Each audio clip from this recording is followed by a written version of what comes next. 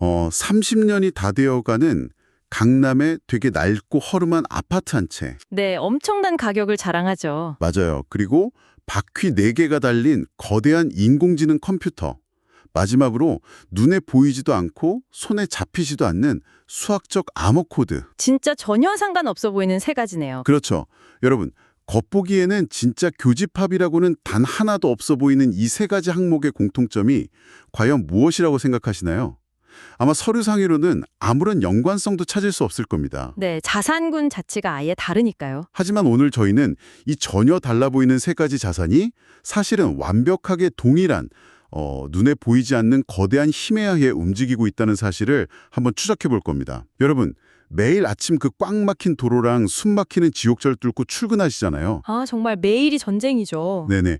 그렇게 피땀 흘려본 소중한 종잣돈을 어디에 둬야 안전할지, 또 어떻게 굴려야 할지 매일 고민하실 텐데요. 그 주식창 열면 어제는 막 이 테마주가 대박 났다고 난리쳐서 들어가면 물리고 그렇죠. 오늘은 또 저 코인이 폭락했다고 아우성이고요. 맞아요. 도대체 이 혼란스러운 시장에서 무엇을 믿어야 할까요? 그 매일 쏟아지는 자극적인 경제 뉴스나 단기적인 유행들은 약간 거친 비바람과 같습니다. 우리는 자꾸 그 눈앞에 몰아치는 비바람의 방향에만 집착하면서 불안해하거든요. 아, 비바람. 네. 하지만 진정한 투자의 나침반을 찾으려면 날씨가 아니라 지형 그 자체를 봐야 하죠. 확실히 와닿네요. 그래서 오늘 저희가 준비한 심층 탐구의 미션이 아주 명확합니다.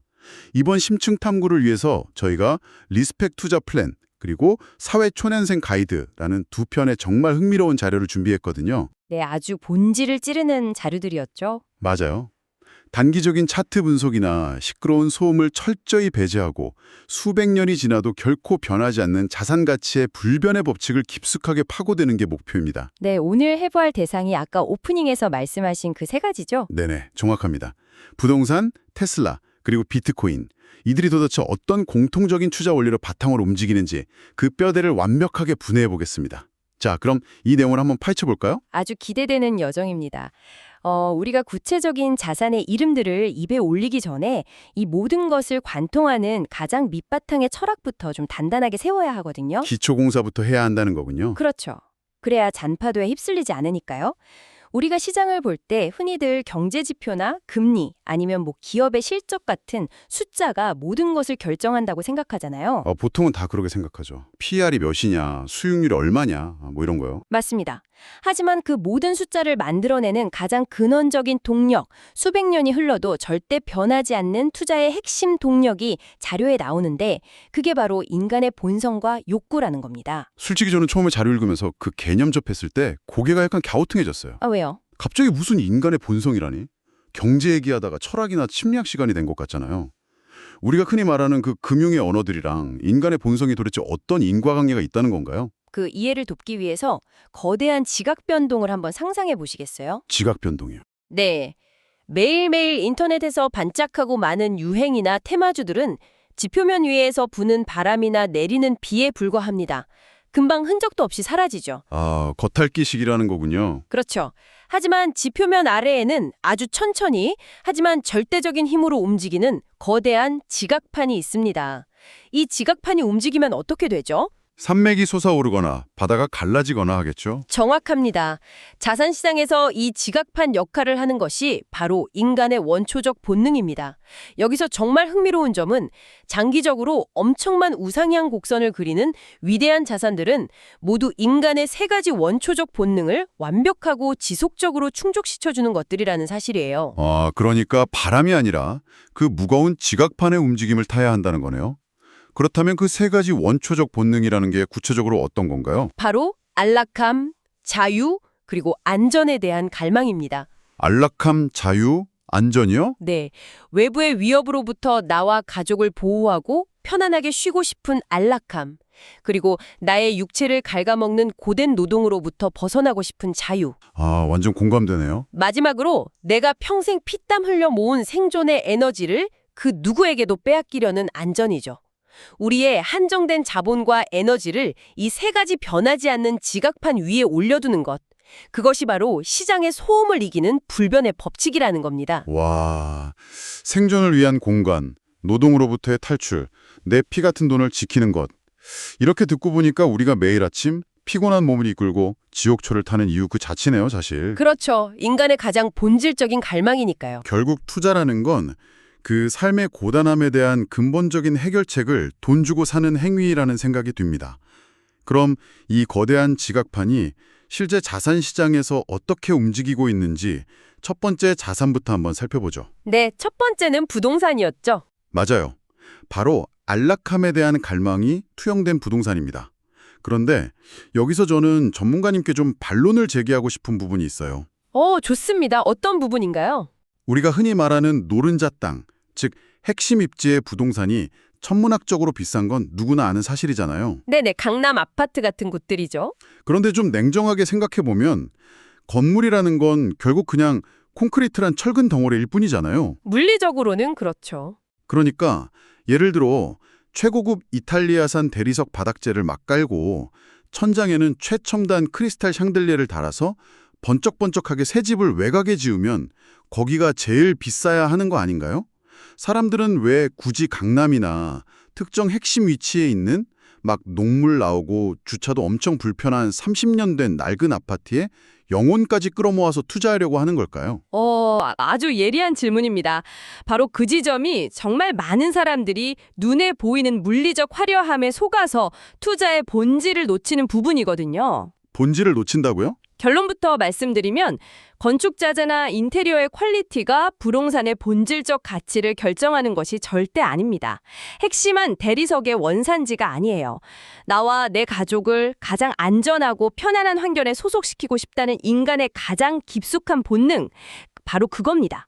제가 아까 샹들리에랑 대리석을 언급하긴 했는데 가만 생각해보면 그 대리석 바닥이 우리 아이의 안전이나 내 가족의 미래를 지켜주는 건 아니니까요. 정확합니다. 특정 핵심 입지라는 것은 단순히 지리적 위치가 좋다 이런 물리적 차원을 완전히 넘어섭니다. 그곳에는 수십 년이라는 아주 긴 시간에 걸쳐서 겹겹이 쌓인 거대한 네트워크의 축적이 존재하거든요. 네트워크의 축적이요.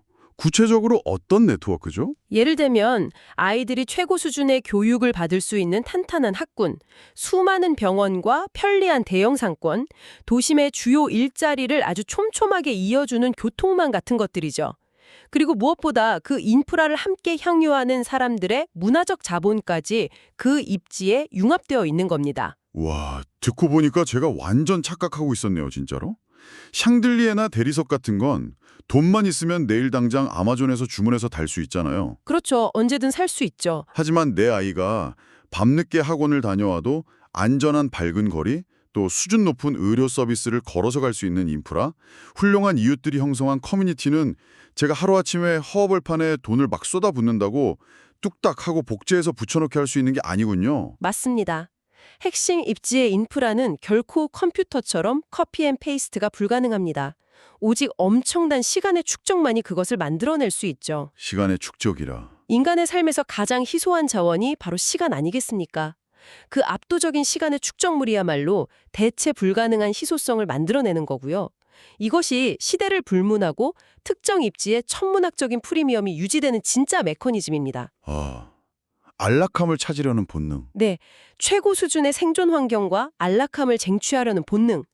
이것은 인류가 과거에 맹수를 피해서 튼튼하고 안전한 동굴을 찾던 시절부터 DNA에 각인된 본능인데 그게 현대 자본주의에 맞춰 진화한 형체라고 볼 수 있죠. 야, 세상에서 가장 완벽한 동굴을 찾는 과정이 곧 부동산 투자였네요. 자, 이렇게 물리적인 거주지에서 우리가 완벽한 안락함을 확보했다고 한번 가정해 봅시다. 네, 아주 좋은 동굴을 찾았죠. 그런데 우리는 여전히 너무 피곤합니다. 그 비싼 동굴의 대출금을 갚기 위해서 매일 새벽에 일어나 2시간씩 운전대를 잡아야 하고요. 직장에서 완전 녹초가 되어서 돌아오면 산더미 같은 집안일이 막 기다리고 있잖아요. 생각만 해도 숨이 막히네요. 물리적 안전을 확보했다면 우리의 다음 갈망은 아마 이 몸뚱이를 갉아먹는 시간과 육체적 노동으로부터의 해방일 겁니다. 여기서 두 번째 자산인 테슬라로 아주 자연스럽게 연결되는데요. 진짜 흥미로워지는 부분은 바로 여기입니다. 테슬라? 보통 어떻게 생각하시나요? 보통 그냥 길을 가다가 테슬라 보면 사람들은 배터리 효율 되게 좋은 친환경 전기차 회사지? 하고 생각하잖아요. 저도 당연히 그렇게 생각했고요.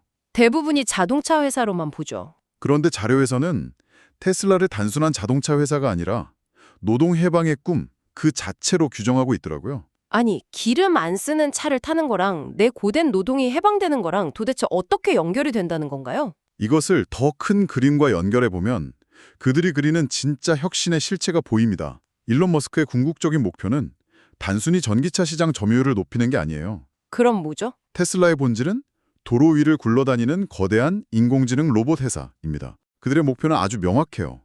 인간을 그 지긋지긋한 육체 노동에서 영원히 그리고 완벽하게 탈출시키는 것이죠. 육체 노동에서의 탈출이라? 개념 자체는 되게 멋진데 아직 확 와닿진 않거든요. 제가 차를 새로 산다고 해서 제 일하는 시간이 줄어들지 않잖아요, 솔직히. 청취자 여러분의 가장 피곤한 일상을 한번 떠올려 보시죠. 비가 추적추적 내리는 금요일 퇴근길, 도로는 완전 주차장처럼 꽉 막혀 있습니다. 아, 진짜 끔찍하네요. 눈꺼풀은 천근만근인데 앞차와의 간격을 맞추느라 브레이크랑 엑셀을 막 수백 번씩 번갈아 밟으면서 쏟아지는 졸음과 사투를 벌이죠. 진짜 노동이죠, 그건. 맞아요. 우리는 무의식적으로 하고 있지만 운전은 고도의 집중력을 요구하는 매우 고통스러운 육체 노동입니다. 테슬라의 핵심인 FSD, 즉 완전 자율주행 기술은 바로 그 운전이라는 노동의 시간을 통째로 인간에게 돌려주는 메커니즘인 겁니다. 아, 노동의 시간을 돌려준다. 차가 스스로 완벽하게 운전하는 동안 우리는 잠을 자거나 영화를 보거나 그냥 편하게 휴식을 취할 수 있죠.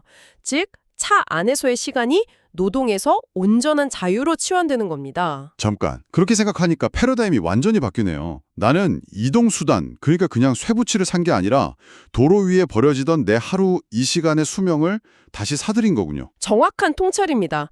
생명을 연장한 거나 다름없죠. 게다가 혁신은 거기서 멈추지 않아요. 우리가 간신히 집에 도착해도 끝이 아니잖아요. 그렇죠. 산더미처럼 쌓인 설거지, 빨래, 청소. 네, 집에서도 우리는 육체 노동의 굴레를 전혀 벗어나지 못합니다.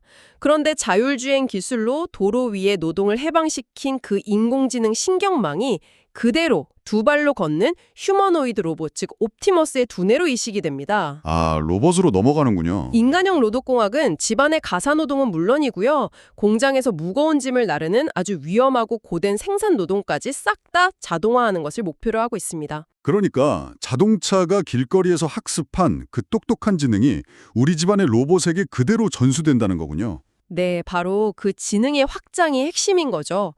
첨단 기술 섹터의 가치, 특히 이런 파괴적 혁신 기업의 가치를 평가하는 진짜 기준은 분기별 판매량 몇 대, 이게 아닙니다. 그럼 진짜 기준은 뭔가요? 우리를 매일의 고된 노동에서 얼마나 빨리 그리고 얼마나 완벽하게 해방시켜 주느냐, 바로 그 해방의 속도와 정확성에 완벽하게 비례해서 기업 가치가 우상향한다는 것, 이것이 인간의 자유 본능을 공략하는 자산의 핵심 원리입니다. 와, 이렇게 메커니즘을 깊게 파고드니까 무슨 배터리 용량이 몇 % 늘어났느냐 같은 뉴스가 얼마나 지엽적인 소음인지 확실히 알겠네요. 네, 진짜 중요한 건 그게 아니죠. 진짜 가치는 내 시간을 얼마나 되찾아 주느냐에 달려 있었던 겁니다. 자, 이렇게 되면 우리는 완벽한 공간인 부동산을 얻어서 안전해졌고 지긋지긋한 노동인 테슬라에서 벗어나 시간의 자유도 쟁취했습니다. 완벽하네요. 남부러울 게 없어 보이는데 그렇다면 도대체 뭐가 더 필요한 걸까요? 아, 생각해보니까 아주 치명적인 문제가 하나 딱 남아있네요. 어떤 문제죠? 내가 피땀 흘려 일해서 모은 돈, 즉 그 자산 자체를 온전히 지키는 문제요. 아주 중요하죠.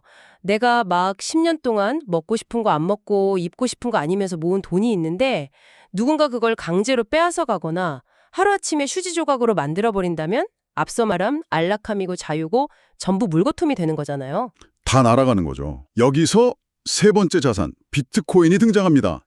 저는 자료를 보면서 역사를 보면 사람들이 자신의 재산을 지키기 위해 얼마나 필사적이었는지가 참 흥미롭더라고요. 역사적으로 보면 인간의 가장 강력한 동기 중 하나죠. 네네, 과거의 사람들은 전 재산을 금괴로 바꿔서 남들 몰래 뒷마당 땅속 깊숙이 막 파묻곤 했잖아요. 누구의 눈에도 띄지 않게 내 재산을 온전히 지키려는 아주 강렬하고 본능적인 욕구인데 전문가님, 국가 권력이 이 은밀한 본능을 교묘하게 이용한 역사적 사실이 있다고요? 네, 20세기 역사에서 아주 빈번하게 일어났던 일인데요. 정부가 전쟁 자금을 막 조달하거나 대규모 인프라를 지어야 할 때 국가금고는 비어 있는데 세금을 무작정 국민들에게 올릴 수는 없잖아요. 폭동이 일어날 테니까요. 그렇죠. 그때 권력자들이 사람들의 그 은닉 본능을 역이용해서 발행한 것이 바로 무기명 채권이라는 겁니다. 무기명 채권이요? 이름표가 없는 채권이라는 뜻인가요? 네, 맞습니다. 채권 종이에 소유자의 이름이 아예 적혀 있지 않으니까 누가 그걸 얼마나 가지고 있는지, 누구에게 넘겨주었는지 국가조차 추적할 수가 없는 거예요. 아, 완전 비밀 보장이네요. 부자들은 자신의 재산을 정부의 감시나 세금의 표적에서 피하고 싶어 하잖아요. 국가는 그 철저한 익명성을 보장해주는 대가로 부자들의 돈을 국가금고로 싹 끌어들인 겁니다. 숨기고 싶어하는 인간의 깊은 욕구를 완벽하게 파고든 시스템이었죠. 와, 과거의 권력자들도 인간이 감시당하고 통제받기 싫어한다는 걸 너무나 잘 알고 있었네요, 진짜로. 그렇다면 모든 사람의 일거수일투족이 디지털로 완전 촘촘하게 연결되고 기록되는 지금 이 시대는 어떨까요? 이제는 현찰을 땅에 묻을 수도 없고 은행 계좌는 모두 투명하게 공개되어 있잖아요. 맞아요. 숨길 곳이 없죠. 그 원초적인 안전과 은닉에 대한 본능은 대체 어디로 간 걸까요? 바로 그 갈 곳 잃은 본능이 혁신적인 기술과 결합하여 탄생한 것이 비트코인입니다. 우리는 비트코인을 흔히 단순한 디지털 쪼가리나 일확천금을 노리는 투기 열풍의 결과물 정도로 치부하기 쉽잖아요. 저도 주변에서 콜이 난다고 하면 약간 걱정부터 했거든요. 하지만 그 본질을 정확히 꿰뚫어 보면 비트코인은 인류의 DNA에 새겨진 내 곳을 빼앗기려는 본능이 디지털 세계에서 발현된 궁극의 결과물입니다. 여기서 우리가 반드시 짚고 넘어가야 할 경제학의 핵심 개념이 하나 나오는데요. 오, 어떤 개념이죠? 바로 건전화폐라는 개념입니다. 영어로는 사운드 머니라고 하죠. 건전화폐요. 솔직히 이름만 들으면 국가에서 권장하는 아주 도덕적이고 착한 돈 같은 느낌이 드는데 이게 제가 지금 약간 당황스러운 게 사실 건전화폐라는 게 정확히 뭔지 잘 모르겠습니다. 좀 낯선 용어일 수 있어요. 네, 그리고 탈중앙화된 블록체인, 이런 기술 용어들이 나올 때마다 머리가 너무 아프거든요. 전문가님, 이거 약간 유치원생한테 설명하듯이 아주 쉽게 도대체 어떻게 수학 코드가 정부 권력을 이긴다는 건지 설명해 주실 수 있나요? 네, 아주 직관적으로 풀어보겠습니다. 건전화폐가 되기 위해서는 두 가지 절대적인 조건이 필요해요.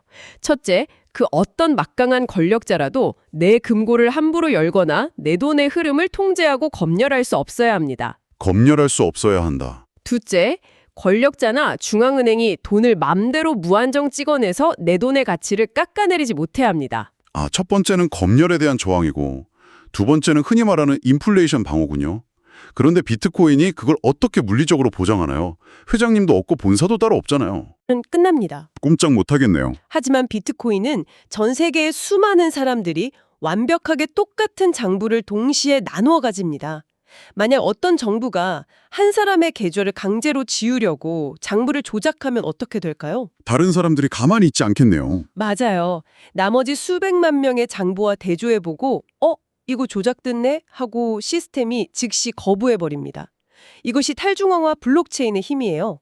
압력을 넣을 은행장도 없고 압수수색을 할 본사 서버도 아예 존재하지 않는 완벽한 수학적 민주주의 시스템인 거죠. 아, 장부를 모두가 똑같이 공유하고 있기 때문에 누군가 권력으로 장난을 칠 수가 없다는 거군요. 와, 이제 이해가 확 가네요. 첫 번째 조건이 완벽히 충족되는 거죠. 그렇다면 두 번째 조건인 인플레이션은요. 정부가 돈을 마구 찍어내는 게 왜 내 자산에 대한 몰수인지 저는 사실 그 체감이 아직 잘 안 되거든요. 이렇게 한번 생각해 보시죠.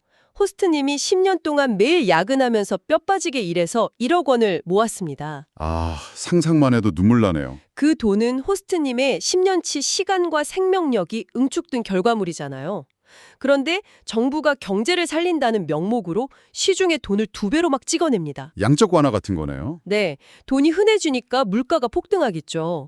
10년 전에는 1억 원으로 살 수 있었던 집을 이제는 2억 원을 줘야 살 수 있게 됩니다. 잠깐만요. 그러면 내 통장에 찍힌 숫자는 그대로 1억 원인데 사실상 내 돈의 구매력 가치가 완전 반토막이 난 거네요. 바로 그겁니다. 내가 마친 10년의 노동 중에서 절반인 5년치의 삶이 그냥 허공으로 증발해버린 거예요. 세상에. 정부가 내 지갑에서 직접 돈을 빼가지 않았을 뿐이지 나의 5년치 시간과 에너지를 합법적으로 훔쳐간 것이나 다름없죠. 이것이 인플레이션이라는 이름의 아주 교묘한 합법적 몰수입니다. 진짜 무서운 개념이네요. 하지만 비트코인은 프로그램상 총 발행량이 2,100만 개로 영원히 고정되어 있습니다. 그 누구도, 심지어 이 시스템을 처음 만든 사람조차도 돈을 더 찍어내서 내 자산의 가치를 희석시킬 수가 없어요. 절대 변하지 않는 법칙이군요. 네, 즉 비트코인이야말로 권력자의 통제나 화폐 타락으로부터 내 과거의 피땀 어린 노동과 시간을 완벽하게 동결시켜주는 디지털 시대의 가장 완벽한 방주라는 의미입니다. 와, 진짜 머리를 한 대 세게 맞은 기분이네요. 비트코인은 단순한 디지털 금조가리가 아니라 내 과거의 땀방울을 누구도 손대지 못하게 안전하게 가둬두는 수학적 암호 금고였던 거군요. 네, 정확합니다. 자, 그렇다면 이 모든 게 도대체 무슨 의미일까요? 오늘 저희는 겉보기에는 아무런 상관도 없어 보였던 이 세 가지 자산의 껍질을 다 벗기고 그 깊은 심연을 들여다봤습니다. 네, 아주 흥미로운 여정이었죠. 나와 내 가족을 외부의 위험으로부터 보호하고 최고 수준의 생존 환경을 갈망하는 안락함의 본능, 바로 부동산. 그리고 우리를 올가매는 고된 육체 노동과 시간의 굴레에서 영원히 벗어나고 싶어하는 자율의 갈망, 테슬라. 맞습니다. 마지막으로 어떤 권력이나 국가의 통제로부터도 내 피 같은 노동의 결과물을 온전히 지켜내려는 안전에 대한 염원, 비트코인. 이 세 가지 자산은 이름과 형태만 다를 뿐이지 결국 시대를 불문하고 절대 변하지 않는 인간의 가장 깊숙한 세 가지 본능이라는 동일한 지갑판 위에 아주 굳건하게 서 있었네요. 본질을 꿰뚫으셨네요. 단기적인 테마주들이 시끄러운 소음과 빗바람 속에서 나타났다 금방 사라질 때 이 자산들이 장기적으로 거대한 우상향 산맥을 만들어낼 수밖에 없는 이유가 바로 여기에 있었던 겁니다. 이 지점에서 아주 중요한, 그리고 여러분 스스로에게 반드시 던져봐야 할 질문이 떠오릅니다. 어떤 질문이죠? 오늘 심층 탐구를 함께 하신 여러분은 매일 아침 지옥철을 견뎌내며 피땀으로 모은 그 소중한 자본과 여러분의 유한한 젊음을 내일이면 방향이 바뀔지도 모르는 시장의 시끄러운 바람에 베팅하시겠습니까? 아니면 수백 년간 단 한 번도 역행한 적 없는 인간의 절대 변하지 않는 본능의 지각판에 투자하시겠습니까? 야, 정말 묵직한 질문이네요. 투자의 성패는 결국 이 흔들리지 않는 지형을 읽어내는 안목에 달려 있을 것입니다. 네, 여러분 스스로 꼭 한번 대답해 보시기 바랍니다. 그리고 오늘 탐구를 좀 마무리하면서 저는 여러분께 한 걸음 더 나아간 약간 도발적인 상상거리를 하나 던져드리고 싶어요. 오, 좋네요. 어떤 상상인가요? 오늘 밤 잠들기 전에 한번 상상해 보세요. 만약 아주 먼 미래에 테슬라의 완벽한 인공지능과 로봇 덕분에 우리가 더 이상 단 1분의 육체 노동도 할 필요가 아예 없어지고요. 노동 해망이죠. 네. 그리고 비트코인 같은 시스템 덕분에 국가의 감시나 인플레이션에 의한 재산 물수의 공포로부터도 완벽하게 해방된다고 한번 가정해 봅시다. 생존의 위협도 없고 노동의 고통도 사라졌고 경제적 안정까지 영원히 보장된 완전 결핍 없는 유토피아요. 지상 낙원이 따로 없네요. 그렇죠. 그런데 그곳에 도착했을 때 과연 우리 인간은 어떤 새로운 갈망을 느끼게 될까요? 육체의 안락함과 노동 해방을 모두 넘어선 그 다음 단계 말이죠. 아, 인간의 욕심은 끝이 없으니까요. 과연 그때 인간의 새로운 결핍을 자극하면서 끝없이 가치를 키워나갈 미지의 자산은 도대체 무엇이 될까요? 내일 아침 다시 꽉 막힌 출근길에 오르실 때 오늘 우리가 함께 확인한 바다 밑바닥의 거대한 지각판의 움직임을 꼭 떠올려 보시기 바랍니다. 네, 아주 깊은 여운에 남기는 질문이네요. 이것으로 오늘의 심층 탐구를 마치겠습니다. 끝까지 함께해 주신 여러분 감사합니다.